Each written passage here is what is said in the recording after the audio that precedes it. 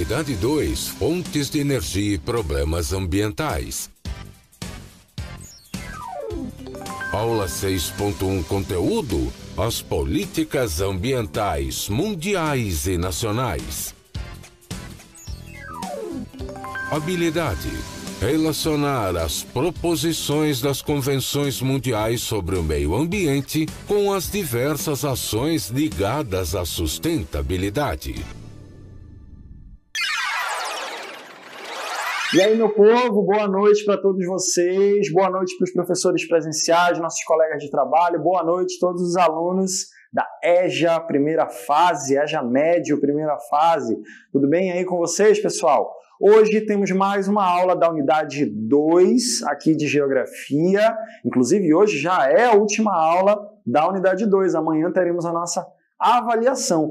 Essa unidade ela é bem curtinha porque a gente está trabalhando aqui alguns assuntos relacionados à natureza, as características da natureza, as consequências que os seres humanos aí podem fazer, estão fazendo em relação ali aos recursos naturais. E hoje, inclusive, a gente vai falar muito do que está sendo feito para tentar reverter, para tentar melhorar a situação aí da poluição no planeta de maneira geral. A gente vai entender nessa primeira aula aqui, inclusive, a professora Ludmila também vai falar disso, né? Quais são as políticas ambientais, né? Quais foram as decisões tomadas ao longo dos anos para resolver algumas situações aí relacionadas às poluições de maneira geral. Tá certo, pessoal? Então, o tema da aula de hoje é verificar essas decisões de governos, decisões políticas, que são decisões que têm a ver com dinheiro, têm a ver com política, têm a ver com o dia a dia das pessoas, e a gente vai tentar entender um pouquinho aí que direcionamentos são esses, tá certo? Apesar de falar de natureza, a aula de hoje tem uma coisa muito assim mais de política também. Vamos agora para a revisão da aula passada. Nós temos aqui os conteúdos aí, vocês estão vendo na tela os conteúdos da aula passada, né, que mostra exatamente o que nós vimos aí na aula 5.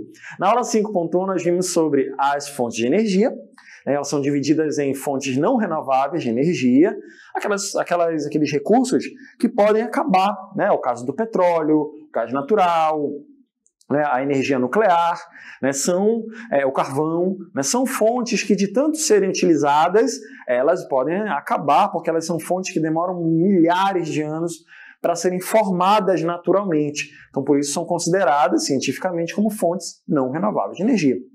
As fontes renováveis são aquelas fontes que se renovam, que estão aí disponíveis, né, de uma forma bem mais fácil no nosso planeta. É a força da água, né, nas hidrelétricas, é a energia do sol, né, o calor do sol que dá para captar também, transformar em energia elétrica, os ventos, né, em áreas perto dos oceanos, geralmente tem uma quantidade de vento muito mais forte, então essa força do vento também consegue ser captada. Tem a força da energia debaixo do sol, da terra, né, ali do nosso planeta. Tem a energia das marés, a força das marés aí nas águas dos oceanos. São formas de gerar energia a partir de fontes renováveis de energia. E na aula 5.2 nós vimos algumas formas de poluição, né? A gente falou sobre ilhas de calor, falamos sobre efeito estufa, sobre a chuva ácida, sobre a destruição da camada de ozônio e várias outras informações do que está sendo feito com relação ali à poluição atmosférica. A gente verificou sobre a questão da inversão térmica, verificamos sobre o problema do efeito estufa quando ele é muito aumentado, quando ele é potencializado por conta do dia a dia aí das grandes cidades. A gente também verificou as possíveis formas de poluição na água, né, nos rios, pessoal que joga lixo no igarapé, né, ou diretamente nos oceanos, fábricas que também fazem isso. E a gente também verificou possibilidades de poluição nos solos, né, com o lixão, a céu aberto, o prejuízo, as queimadas ali naquelas áreas que acabam ali com o terreno, e outros problemas relacionados aí à natureza. Então a aula de ontem falou sobre alguns problemas relacionados à natureza, né, ao uso da natureza pelo ser humano. Na aula de hoje a gente vai falar sobre algumas resoluções, né, o que está sendo feito, qual a preocupação aí que os governos de maneira geral estão fazendo, estão decidindo, né, que decisões estão sendo tomadas e o que também a gente pode fazer para participar dessas mudanças aí, certo? Vamos agora para o nosso desafio do dia da primeira aula de hoje, que tem essa imagem aí, observem aí essa imagem, e ela mostra um conflito existente entre dois pesos. De um lado tem ali o planeta Terra, representando aí, né, a natureza, né, os elementos naturais, do outro lado da balança tem um saco de dinheiro representando o dinheiro, né, o lucro. Como podemos descrever essa disputa? É possível resolver o conflito entre esses dois interesses? Que interesses são esses? A gente vai entender isso na aula, mas eu já quero que vocês observem e comentem direitinho, preparem aí a resposta para a nossa interatividade final. Vou dar aí 40 segundos para vocês, 1 minuto, vocês pensarem na resposta. Daqui a pouco a gente inicia a aula de hoje. Vamos iniciar a aula de hoje, gente. Olha só, eu estou aqui num parque, né? Estou aqui numa área bastante conhecida aí, principalmente para quem mora em cidade grande. Esse tipo de ambiente aqui ele é muito comum, né? Ele tem aí essas construções que são feitas, esses caminhos, essas trilhas, com umas florestas aí, com umas árvores ao redor, para fazer com que as pessoas das cidades possam circular e sentir um pouco, né, respirar aí um pouco de ficar um pouco perto da natureza, né? Esse tipo de construção dentro de uma cidade é muito valorizado, inclusive, pelas prefeituras, né? Geralmente sempre constroem parques, coisas desse tipo, né?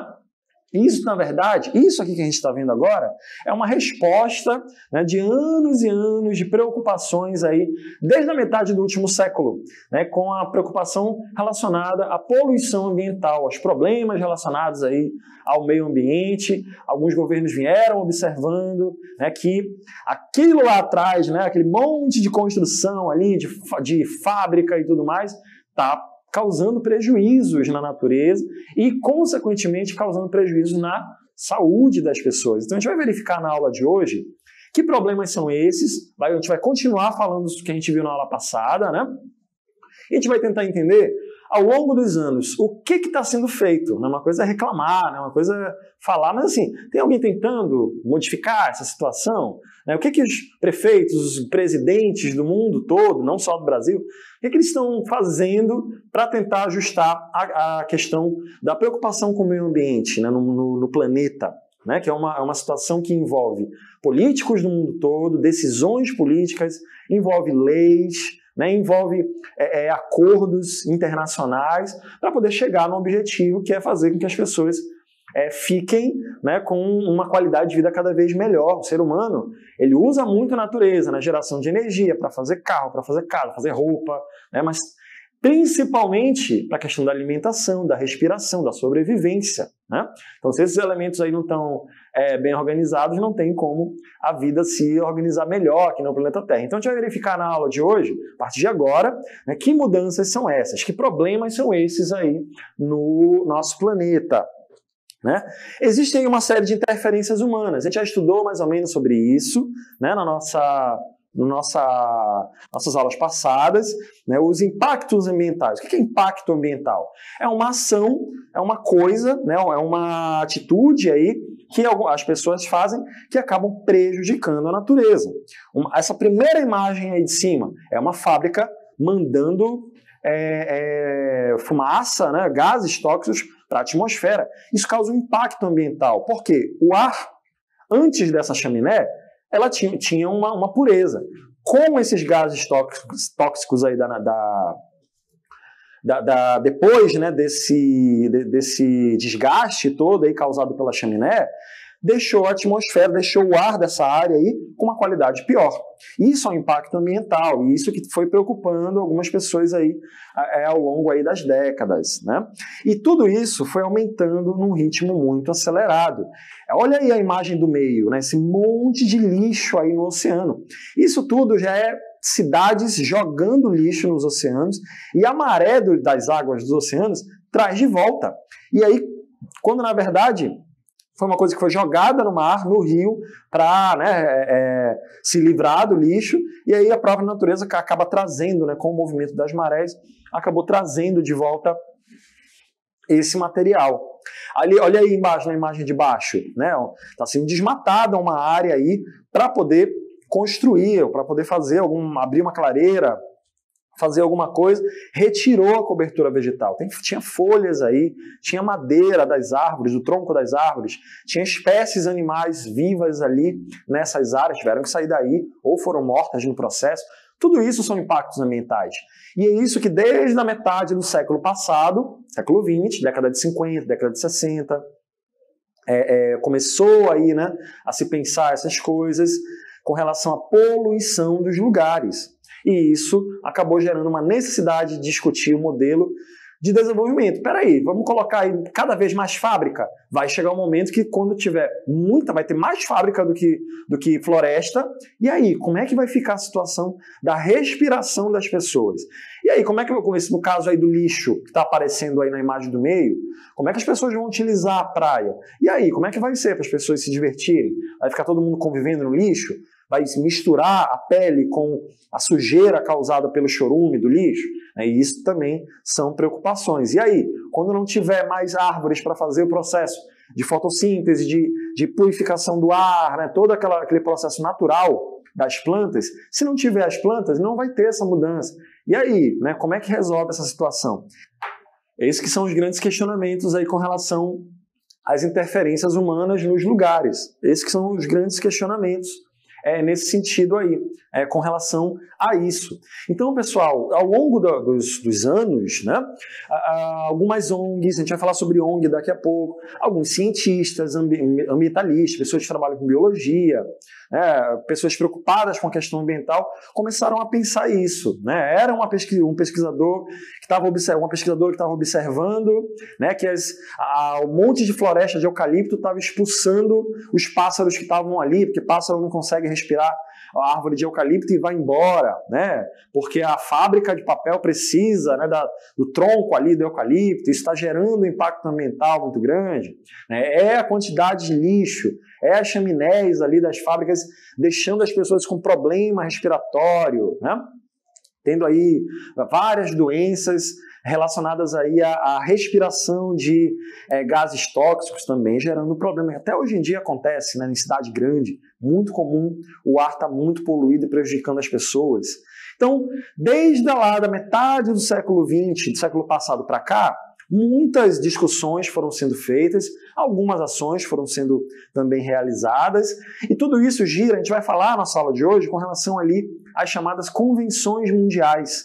O que significa isso? É quando vários governantes se juntam no mesmo lugar, no mesmo auditório, numa mesma área, e começam a apresentar situações que eles querem que sejam resolvidas. Então a questão ambiental, a questão da preservação da floresta, a questão ali da redução da poluição, tudo isso são temas que acontecem no Brasil, acontecem na França, acontecem na China, na Rússia, em todos os lugares do mundo. Por quê? A gente já falou isso na aula passada, né? A tendência é a gente se modernizar cada vez mais, né? De ter ali cada vez mais carros, todo mundo quer ter computador, todo mundo quer ter celular, todo mundo quer andar de carro, todo mundo quer ter um emprego em uma fábrica, por exemplo, muita gente quer trabalhar numa fábrica.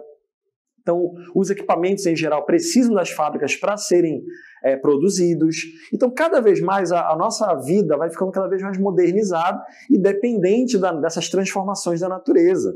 Só que vai chegar um momento que não vai ter mais reserva, por exemplo, de ferro. Se ficar sujando a água o tempo todo, essa água não vai dar mais para beber. Então, desde lá, na década de 60, começou a ter as primeiras preocupações com isso, depois da Segunda Guerra, já no meio da Guerra Fria mesmo, no mundo todo, já estava se pensando nessa situação. Então a gente vai ver aqui, a partir de agora, né, quais foram esses momentos aí importantes para a história do ambientalismo mundial, né, porque quais foram as preocupações e o que foi feito.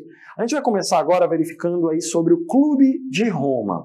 O Clube de Roma foi aí foi um ponto de partida, né, para o início aí das discussões relacionadas, né, à questão ambiental. Esses pensadores, o Clube de Roma era um conjunto de pensadores, de ambientalistas, empresários, que começaram a debater a questão ambiental. A gente está falando aí de 1971, quando eles lançam um estudo chamado Limites do Crescimento, onde eles englobam, eles juntam nesse livro aí, todas as preocupações relacionadas ao aumento ali de poluição nas águas, a poluição na atmosfera, Então tudo isso acabou levando eles a trazerem uma primeira ideia, uma primeira solução do que tem que ser feito. Foi o que eles trouxeram aí como a ideia de crescimento zero, que é basicamente o que eles sugeriram lá na década de 70, que as pessoas deveriam reduzir o crescimento populacional, né, diminuir a quantidade de pessoas que nascem no nosso planeta, e também o crescimento econômico. Né? Para que a gente vai ficar, segundo eles, para que a gente vai ficar fazendo cada vez mais fábricas de carro, se já tem fábrica de carro? Então a ideia fica com as mesmas fábricas de carro ali, ninguém fabrica, ninguém coloca mais nenhuma fábrica, só aquela fábrica ali de carro, aquelas fábricas de carro ali vão ficar ali produzindo os carros e pronto. É isso que é o crescimento zero, de acordo com o que foi proposto pelo Clube de Roma. Ao longo dos anos houveram outras, né? Houve outras, né? Mas o Clube de Roma foi esse primeiro, foi esse ponto de partida para se pensar de maneira internacional como é que a gente resolve a questão da poluição, né? A gente já vai deixar uma coisa bem clara aqui para vocês. A questão de poluição a gente consegue resolver, claro, não jogar lixo no igarapé, isso é uma coisa que a gente pode fazer. Participar de programa de reciclagem aí, principalmente em cidade grande, né? Tem muito programa de reciclagem também em algumas cidades do interior. Usar outras fontes de energia também é uma possibilidade, mas isso só vai ser possível mesmo quando os governantes prepararem a população para isso, né? Tem que ter o quê? Uma política ambiental para aquela cidade, para aquele estado, para aquele país, para poder permitir que as pessoas tomem ali as suas atitudes. Então, quando a gente fala que a situação ambiental é uma situação política, é porque ela vai mexer com a questão do dia a dia das pessoas, ela vai mexer com a questão econômica. Por exemplo, para eu diminuir a quantidade de fábrica, se eu não colocar mais fábricas na minha cidade, não vai ter mais emprego. E aí, como é que eu resolvo isso aí? Tem gente querendo trabalhar. Então é um conjunto de interesses aí que os governantes, né, têm que saber equilibrar. Por isso que a temática ambiental ela é discutida por muitas pessoas no mundo todo, né? A gente vai ver agora, depois do Clube de Roma, aconteceu aí sim uma convenção mundial que teve uma proporção importante, que é a Conferência de Estocolmo. A gente vai ver agora aí na próxima tela, 1972, a Conferência das Nações Unidas sobre o Meio Ambiente. Ela aconteceu na cidade de Estocolmo, uma cidade sueca, né? E exatamente essa proposta que a gente está vendo aí, uma situação como essa aí, ó. Você tem vários representantes de vários países, cada mesinha dessas aí representa um país, e você tem a exposição das situações e do que tem que ser feito.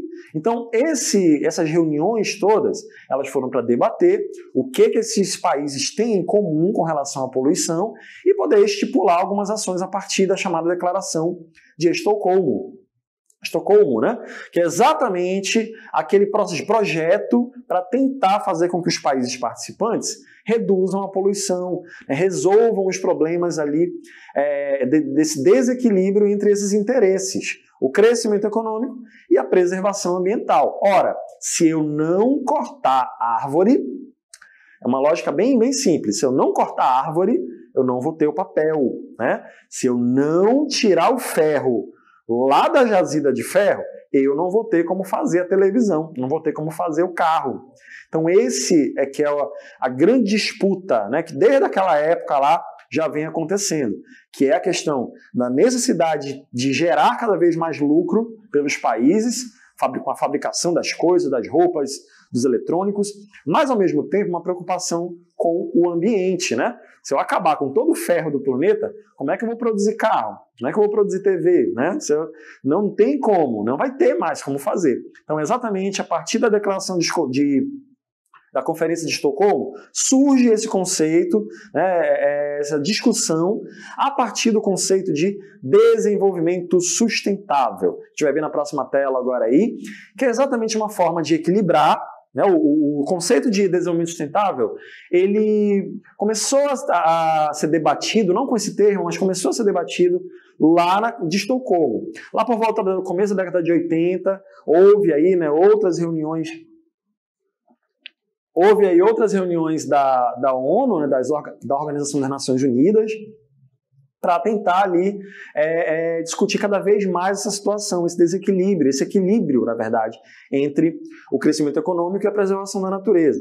E aí chegaram nesse conceito, a ONU colocou nos seus documentos, as Nações Unidas promovem essas reuniões entre os governantes de vários países, e surge o conceito de desenvolvimento sustentável, que ele busca o quê? Atender às necessidades da atual geração sem comprometer a capacidade das futuras gerações em prover suas próprias demandas. O que significa isso? Se acabar com toda a água do planeta agora, os filhos dessas nossas gerações, os netos, não vão ter acesso a esses recursos. É por isso que tem que se resolver agora, nesse período, né? A gente está agora no momento aí que é desde a década de 80, né, a gente já está num período aí que tem que cuidar agora, porque senão daqui a 20, 30 anos vai ter problema aí relacionado ao acesso aos recursos naturais. Inclusive, hoje em dia já está acontecendo, né? Em muitas comunidades aí, tanto no Brasil quanto também na América Latina, na África, né, no Sudeste Asiático, que tem problemas de acesso ali a esses recursos, a qualidade de vida e tudo mais. Então, a ideia de desenvolvimento sustentável, ela surge ali, né, ao longo da década de 80, justamente com esse pensamento de tentar equilibrar ali, né, o interesse econômico com a questão ambiental também. Então, muitas conferências foram sendo realizadas, muitos encontros entre vários governantes, porque como a gente falou, a gente está lidando aqui com recursos naturais, a gente está lidando aqui com dinheiro, né, com emprego, né, que a produção industrial ela permite, né, a geração de empregos, ela também gera decisões políticas, e dependendo do governante, gente, o governante ele pode estar mais preocupado ou menos preocupado com a questão ambiental. Tem governante que, né, não está preocupado com a questão ambiental, tem que produzir mesmo, tem que tirar mesmo, tem que desmatar para, né, retirar e poder produzir, para fazer com que, né, o país produza. Tem governantes que já pensam de maneira diferente, já usam aí a lógica do desenvolvimento sustentável para poder produzir as suas coisas. Não, temos que produzir? Temos, mas também temos que compensar a questão da poluição com o que está sendo feito. Uma dessas conferências, a gente já viu a de Estocolmo, né? A conferência que foi muito importante também nesse sentido foi a Rio 92, que a gente vai ver nessa tela aí, né? A Eco 92, Rio 92, né? Convenção da Terra, Conferência das Nações Unidas sobre Meio Ambiente e Desenvolvimento.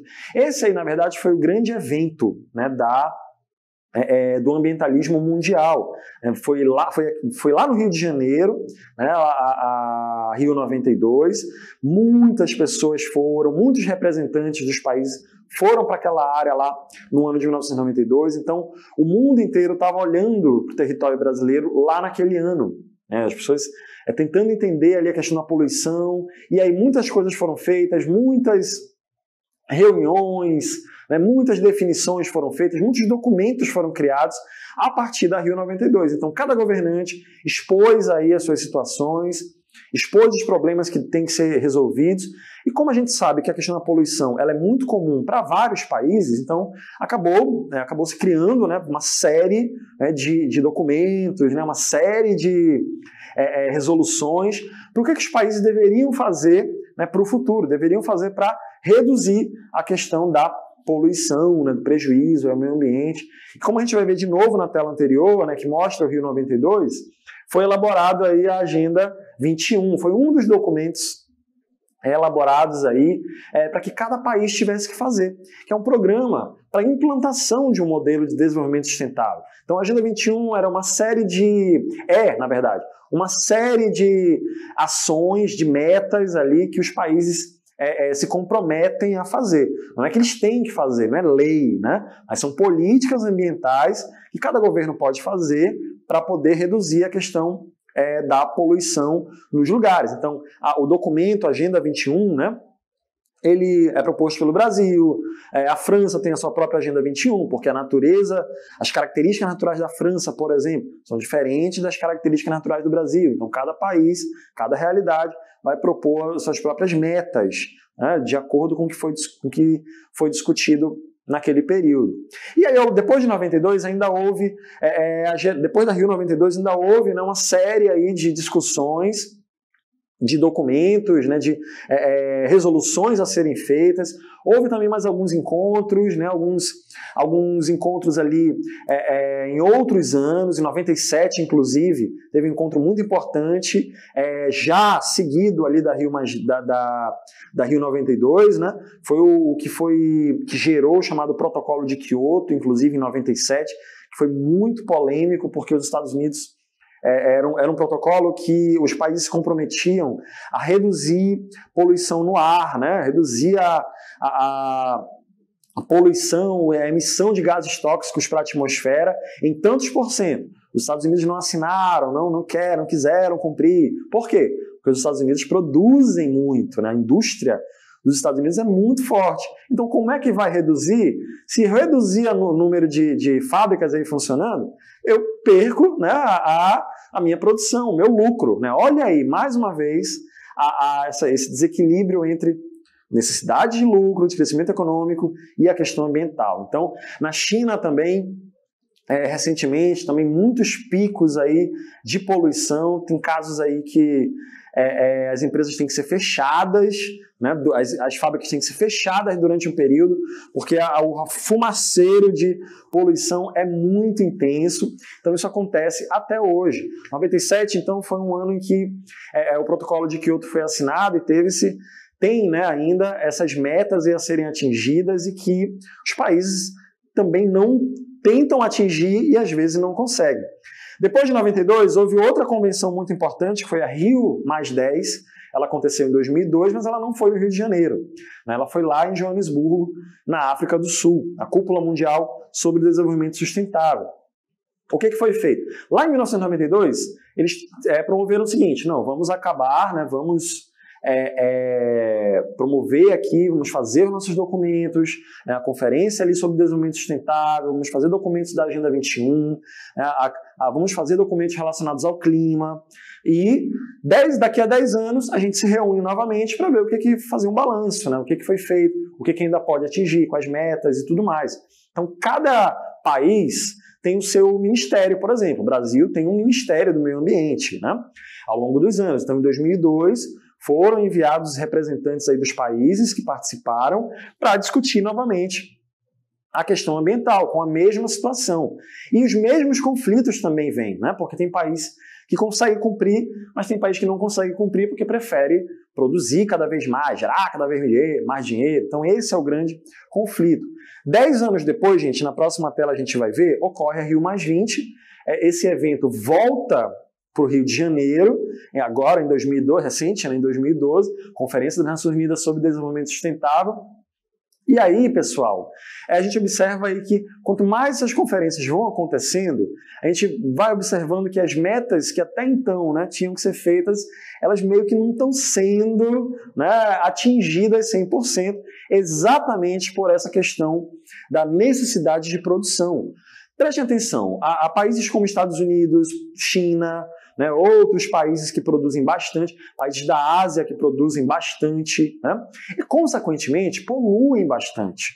E, ao mesmo tempo, países mais pobres que querem aumentar a sua produção industrial, no é o caso do Brasil, inclusive, eles acabam sofrendo represálias, né, de países desenvolvidos. Olha, vocês estão aí aumentando muito a poluição no país de vocês, quando ao mesmo tempo, na verdade, esses grandes países são os que mais poluem no nosso planeta.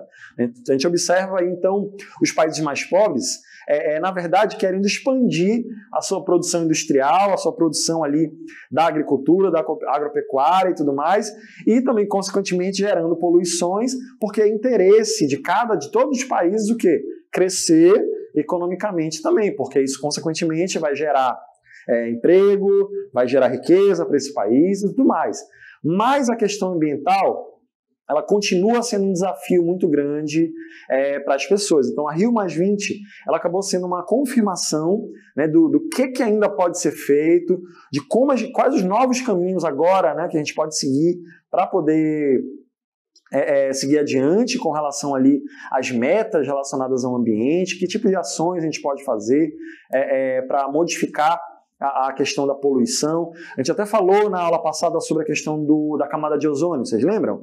O gás CFC prejudica, né, o gás CFC prejudica lá a camada de ozônio, pode prejudicar a pele das pessoas, e aí resolveram modificar os gases utilizados em aerosol, em ar-condicionado, em geladeira, para gases que são menos nocivos ali. Então foi uma dessas ações, por exemplo, né? Questão de desmatamento, trabalhos como reflorestamento, né? Já as fábricas de papel e celulose, por exemplo, têm esse trabalho já muito consolidado, né? Tira a árvore ali para fazer o papel, mas também já tem uma área sendo replantada para daqui a 5 anos, daqui a 10 anos, poder ser cortada novamente, né? Uma dinâmica. Então essas são algumas ações que podem ser feitas. Mas ao mesmo tempo a gente observa que existem interesses políticos relacionados a isso. A gente falou ainda agora, tem governantes que estão mais preocupados com a questão da produção e menos com a questão ambiental. Tem governantes que aí já estão preocupados com a questão ambiental, tentando equilibrar a questão da produção industrial com a questão da natureza. E no meio disso tudo, pessoal, existem aí grupos de pessoas, claro, muito preocupados aí com a questão da natureza, que tentam ajudar, né, tentam trazer informações, tentam conscientizar os governos, a população, né, para essa questão ambiental, né, que são as chamadas ONGs. Vocês já ouviram falar de alguma ONG? A gente vai ver na próxima tela aí, as organizações não governamentais. As ONGs, como a gente chama, elas são muito populares no mundo todo, e elas são empresas que elas não têm necessariamente fins lucrativos, elas vivem de doação, seja do governo, seja doações particulares, e elas têm como missão a resolução de algum problema na sociedade. Ela tem como missão resolver alguma situação que está tendo algum problema, né? Por exemplo, ONG que combate os direitos da população negra, ONG que combate a questão da mulher, a violência contra a mulher, e tem também ONGs relacionadas à questão de emprego, né? Auxílio, por exemplo, pessoas que saem do presídio, da prisão, têm dificuldade para arranjar emprego, então existem ONGs também preocupadas com isso. Existem ONGs que cuidam de menores abandonados, ONGs que cuidam de pessoas que sofrem abuso sexual. Então, são algumas empresas que estão preocupadas em atender a população, fazer essa assistência, né, e reivindicar melhorias e fazer essa ponte aí, né, entre a população e o público. A gente está vendo na tela aí alguns exemplos de ONGs mundiais, ONGs relacionadas, por exemplo, ao meio ambiente. A WWF, muito famosa aí no mundo todo, o Greenpeace, sempre faz muitas ações, o Instituto EcoAr também, tem vários outros, né, que também estão preocupados com a questão ambiental. A sua aula continua no próximo vídeo.